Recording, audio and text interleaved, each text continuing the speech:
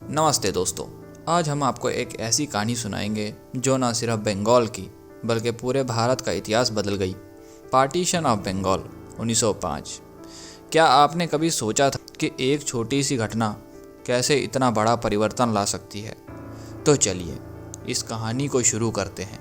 बंगाल था एक बड़ा और वाइब्रेंट प्रदेश जिसमें लगभग 80 मिलियन लोग रहते थे। ये प्रदेश सिर्फ एक भूगोल नहीं था, यहाँ एक कल्चरल और हिस्ट्री का मेल्टिंग पॉइंट था। इसमें हिंदू और मुस्लिम दोनों समुदाय थे। कलकत्ता जो इस प्रदेश की कैपिटल थी, वहाँ सब कुछ था, इंडस्ट्रीज, एजुकेशन सेंटर और कल्चरल हब्स। लेकिन ब्रिटिशरों के लिए इतना बड़ा एरिया संभालना मुश्किल हो रहा था। फिर आई 16 अक्टूबर 1905 की तारीख। लॉर्ड कर्जन जो उस वक़्त के वाइसरॉय थे, उन्होंने अनाउंस किया कि बंगाल को 2 हिस्सों में बांट दिया जाएगा, ईस्ट बंगाल एंड असम जिसे मुस्लिम मेजॉरिटी कहा और वेस्ट बंगाल जिसे हिंदू मेजॉरिटी कहा। उन्होंने कहा कि ये सिर्फ एडमिनिस्ट्रेटिव कन्वीनियंस के लिए है, लेकिन क्या ये सच में था?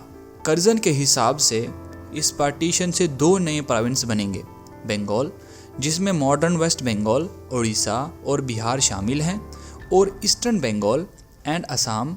ईस्टर्न बंगाल में हिल, त्रिपुरा, चिटगोंग, राजशाही और ढाका डिवीज़न शामिल होंगे। इनकी कैपिटल ढाका होगी। लेकिन इस फैसले के पीछे क्या छुपा हुआ था? आपको क्या लगता है? क्या ये पार्टीशन सिर्फ एक ज़रूरी फैसला था या फिर इसके पीछे कुछ और ही छुपा हुआ था? जैसे कि हमें पता है, ब्रिटिशरों का असली मकसद था इंडियन नेशनलिज्म को कमज़ोर करना।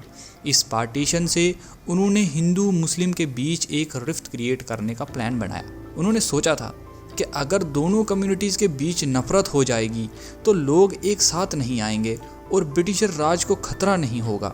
जैसे ही ये अनाउंसमेंट हुई, बंगाल में प्रोटेस्ट शुरू हो गए।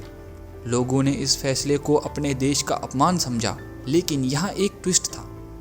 प्रोटेस्ट के दौरान रविंद्रनाथ टैगोर ने एक गाना गाया, अमर सोनार बांग्ला, जो बाद में बांग्लादेश का नेशनल एंथम बना। इस गाने ने लोगों को एक साथ लाने का काम किया। हिंदूज और मुस्लिम ने मिलकर राखियाँ बांधी, देखते हुए कि उनके रिश्ते कितने गहरे हैं। ये सिर्फ एक गाना नहीं था, ये एक नया जुनून था जो लोगों के दिलों में जाग गया।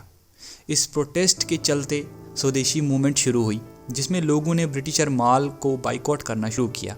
लोगों ने अपने लोकल प्रोडक्ट्स को प्रमोट करना शुरू किया। बाज़ारों में देसी माल की मांग बढ़ गई और लोगों ने अपने हाथों से बनाए गए कपड़ों को पहनना शुरू किया। लेकिन ये कहानी यहीं ख़त्म नहीं होती। 1911 में मास प्रोटेस्ट के चलते ब्रिटिशरों को पार्टीशन वापस लेना पड़ा। बंगाल को फिर एक साथ लाया गया, लेकिन इसके निशान कभी ना भूलें। ये घटना ना सिर्फ बंगाल की बल्कि पूरे भारत के लिए एक टर्निंग पॉइंट बन गई। क्या आप सोच सकते हैं कि इस पार्टीशन ने कितने बड़े बड़े लीडर्स को इंस्पायर किया? ये कहानी हमें याद दिलाती है कि जब भी कोई कोशिश करता है हमें डिवाइड करने की, तब हमें मिलकर लड़ना चाहिए। तो दोस्तों, आज हमने देखा कि किस तरह पार्टीशन ऑफ बंगाल ने सिर्फ एक देश बल्कि पूरे प्रदेश का इतिहास बदल दिया। ये कहानी सिर्फ एक घटना नहीं है, ये एक सीख है यूनिटी और रेजिस्टेंस की। अगर आपको ये वीडियो पसंद आई तो लाइक करें, शेयर करें और चैनल को सब्सक्राइब करना ना भूलें। मिलते हैं अगले एपिसोड में।